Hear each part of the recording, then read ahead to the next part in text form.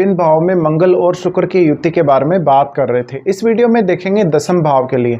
मान लो आपका मेष लगन है और आपके मकर राशि में दसम भाव में मंगल और शुक्र यदि युति कर रहे हैं तो इस युति पर आप कैसे विचार कर सकते हैं। यहाँ देखिए, मंगल आपके लग्नेश है और लग्नेश जाकर आपके 10th हाउस में बैठ गए, उच्च की स्थिति में आ गए और मंगल 8वें घर के भी स्वामी हैं। तो अब ये कंजक्शन आपको बहुत ज़्यादा पॉपुलर बना सकता है। आपके कार्य क्षेत्र के दृष्टिकोण से भी देखा जाए तो आप अपने कार्य क्षेत्र पर बहुत ज़्यादा फोकस करने वाले और डेडिकेटेड हो सकते हैं।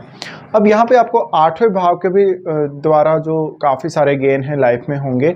यहाँ पर क्योंकि अष्टमेश उच्च की स्थिति में आ गए और आपके 10th हाउस में आ गए तो आपको जो भी हिडन नॉलेज है या आपकी कोई ऐसी क्षमता है जो बहुत यूनिक है आप में, या कोई बहुत डीप स्टडी करने की, कोई डीप एनालिसिस करने की आपकी क्षमता, रिसर्च करने की क्षमता, ये सब अगर आप में है तो आपके लिए बहुत ही ज़्यादा अच्छा रहेगा।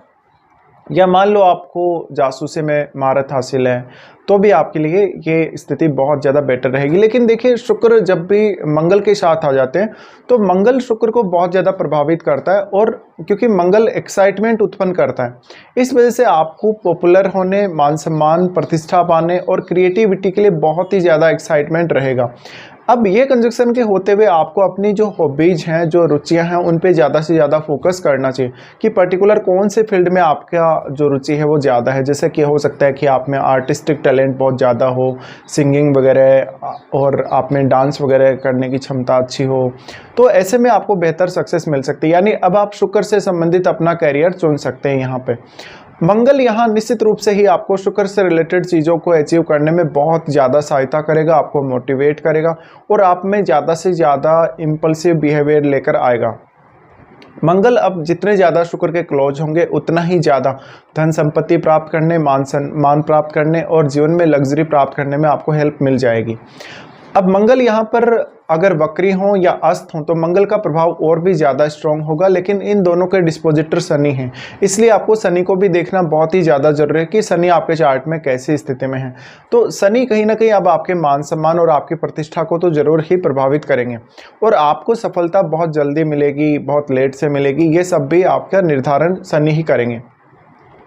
यहाँ पे मंगल और शुक्र को किसी भी अन्य शुभ ग्रह की दृष्टि अगर प्राप्त हो रही है, जैसे कि शुक्र को और मंगल को दृष्टि चंद्रमा की अगर प्राप्त हो रही है, तो उस केस में आपके लिए कहीं ना कहीं क्रिएटिव काम करना ज़्यादा आसान होगा।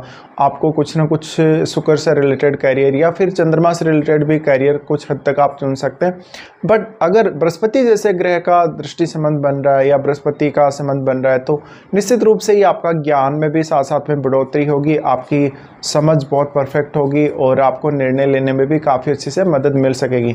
तो यहाँ पे जिस भी ग्रह का प्रभाव पड़ रहा है आपको उसी के हिसाब से विचार करना पड़ेगा। अगर बुध यहाँ आ जाते हैं तो आपका कम्युनिकेशन बहुत बेटर होगा, जिस भी फील्ड में आप होंगे उसमें बहुत बेहतरीन तरीके से आप कम्युनिकेट कर सकेंगे।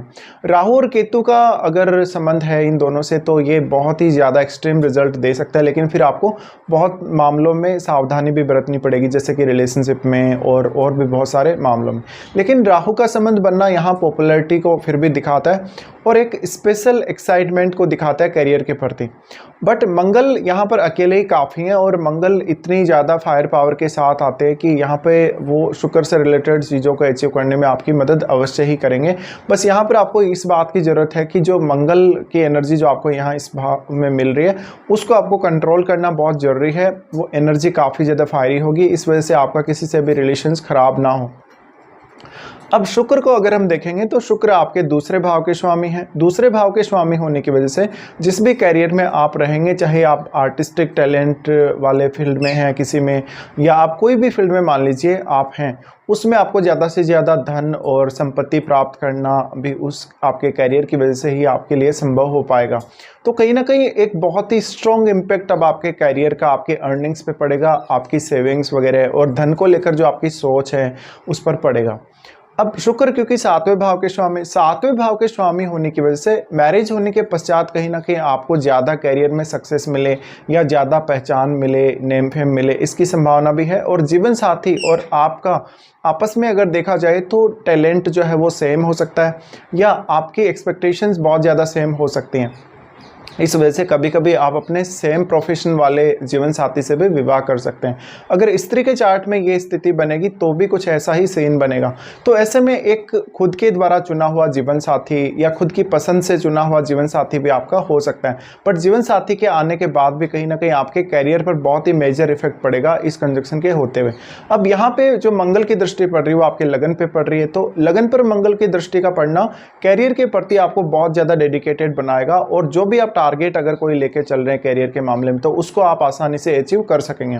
मंगल की दृष्टि लगन पर है तो लगन को भी मंगल यहाँ बल देंगे, और क्योंकि उनका खुद का ही ग्रह है, ऐसे में अगर कोई भी लगन में ग्रह बैठा होगा तो आपको उस पर विचार जरूर कर लेना चाहिए। लेकिन यहाँ पर क्योंकि अपने ही घर पर मंगल दृष्टि डाल रहे हैं इसलिए आपको ज़्यादा से ज़्यादा डेडिकेटेड रखेंगे और एक्टिव रखेंगे। मंगल का दृष्टि फिर आपके 4th हाउस पर रहेगा जहाँ शुक्र का दृष्टि भी रहेगा। ऐसे में आपको घर परिवार का सुख या भौतिक सुख प्रदान करने के मामले में भी इन दोनों ही ग्रहों का बहुत बड़ा योगदान रहेगा। मंगल की दृष्टि आपके 5वें भाव पे रहेगी। 5वें भाव पे मंगल की दृष्टि जब मंगल शुक्र के साथ बैठे हों तो ज़्यादा से ज़्यादा टैलेंट को बढ़ाती है, क्रिएटिविटी को बढ़ाती है, आपकी सर्जन क्षमता को बढ़ाती है, और आपके डिसीजन लेने में भी बहुत ज़्यादा इनोवेशन होगा कहीं ना कहीं। तो ये कंजक्शन की वजह से कुछ इस प्रकार के रिजल्ट आप लोगों के सामने आ सकते हैं।